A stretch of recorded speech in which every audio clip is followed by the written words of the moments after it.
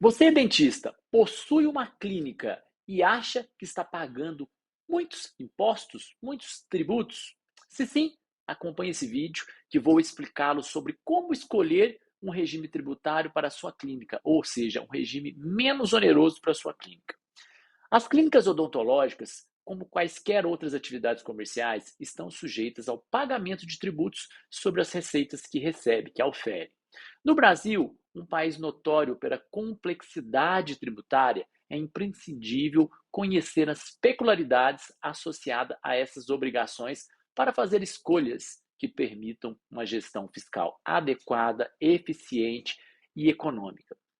Neste vídeo, irei aprofundar a análise sobre as opções de tributação de clínicas odontológicas, focando no lucro presumido ou no Simples Nacional, que são regimes de tributação mais comum para as clínicas odontológicas no Brasil. O sistema tributário brasileiro ele se desdobra em três regimes de tributação. Simples Nacional, pensando em micro e pequenas empresas, é um regime tributário simplificado de apuração de tributos, o qual junta vários tributos em uma única alíquota, que é pago mediante o DAS.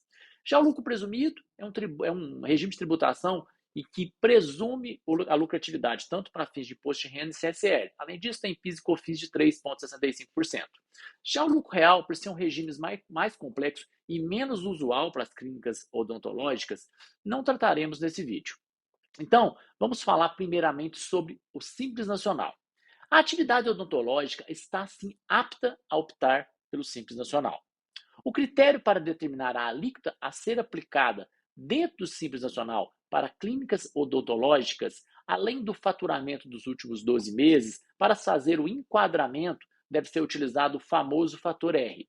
O fator R representa uma relação entre a folha de pagamento dos últimos 12 meses, quanto ela custou para você, e a receita bruta do mesmo período. Caso a razão seja igual ou superior a 28%, a sua clínica seria tributada como anexo terceiro. Se for inferior a 28%, pelo anexo quinto. Esse ponto é de extrema importância para você, dentista, uma vez que o anexo terceiro possui alíquotas significativamente mais atrativas, menos onerosas do que o anexo 5. Por exemplo, uma clínica que tenha uma receita anual de 720 mil poderá ter uma diferença de tributação que chega a aproximadamente 51 mil ao ano, dependendo do seu enquadramento entre o anexo terceiro, que é mais barato, ou o quinto, que é mais caro. Agora, se a sua clínica optar pelo lucro presumido, ela vai pagar diversos tributos, como PIS, COFINS, Imposto de Renda, CSL e ISS-QN. Imposto de Renda 4,8, CSL 2,88, PIS e COFINS 3,65 e ISS de 2 a 5. Tomando, por exemplo, uma clínica em Belo Horizonte, Minas Gerais, a carga tributária média seria de 14,33% sobre a receita mensal, considerando uma alíquota aí de 3% de ISS-QN. Então, essa tributação poderia ser mais vantajosa se estivesse optando pelo Simples no anexo 5. É fundamental entender também que custos adicionais é devido por empresas optantes pelo lucro presumido. Esses custos são o quê? Incidentes sobre folha de pagamento.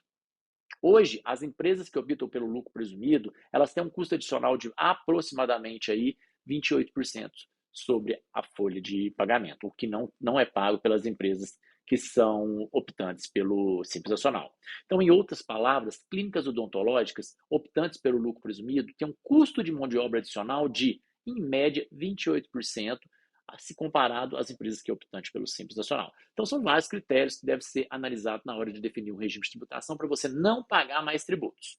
Finalizando, vou deixar aqui então algumas recomendações para que você, na hora de decidir, pague menos tributos ao optar pelo regime tributário mais vantajoso para a sua clínica.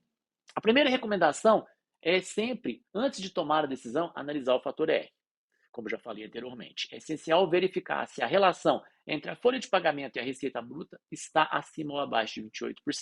Se estiver abaixo de 28%, o lucro presumido pode ser uma ótima opção ao invés do Simples Nacional, porque você vai estar enquadrado no anexo 5º, que é muito mais caro. Outra recomendação antes de decidir é ater-se que, ao optar pelo lucro presumido, você vai ter um custo de folha de pagamento mais caro, ou seja, 28% aproximadamente mais caro se optar pelo Simples, o que pode tornar o lucro presumido, então, menos vantajoso. Por fim, a terceira recomendação diz respeito ao ISS-QN, Clínicas cujo quadro societário é composto apenas por dentistas têm a opção de pagar ISSQN por valor fixo por profissional, o que pode representar economias significativas para a sua clínica. São 3 dicas extremamente importantes. A verdade é que gestão tributária de uma clínica odontológica exige atenção, estudo e planejamento tributário. A escolha entre Simples Nacional e o lucro presumido deve ser feita com base numa análise detalhada, observando várias particularidades daquela clínica e também questão operacional. A recomendação é que essa escolha seja feita com apoio, com assessoria de um especialista na área tributária para garantir a otimização fiscal e a conformidade com a legislação.